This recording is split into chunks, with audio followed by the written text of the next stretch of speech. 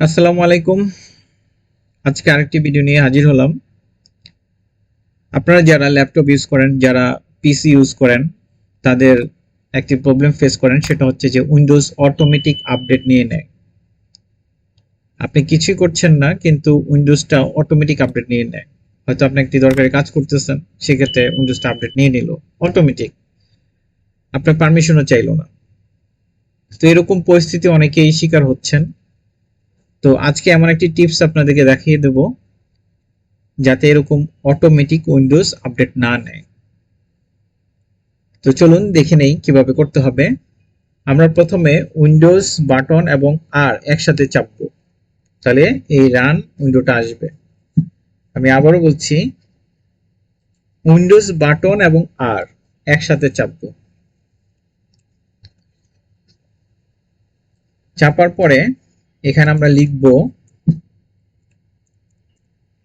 Services.msc, SERVICES.msc লিখে আমরা ওকে দেব।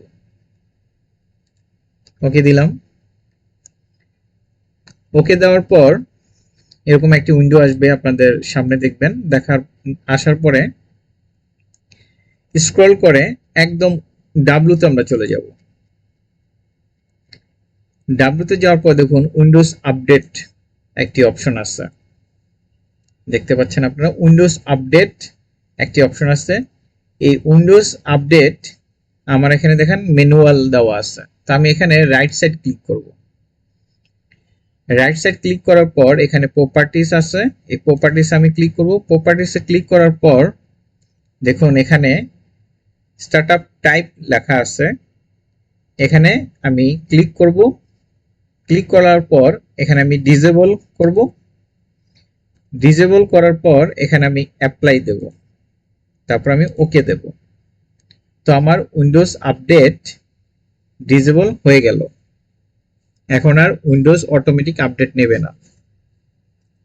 তো আপনারা আপনাদের যদি উইন্ডোজ 7 থাকে, 8 থাকে, 10 থাকে, 11 থাকে, আপনারা এই রানে গিয়ে Service.msc-টা লিখে আপনারা এভাবে ইজিলি উইন্ডোজ আপডেট অফ করে দিতে পারবেন।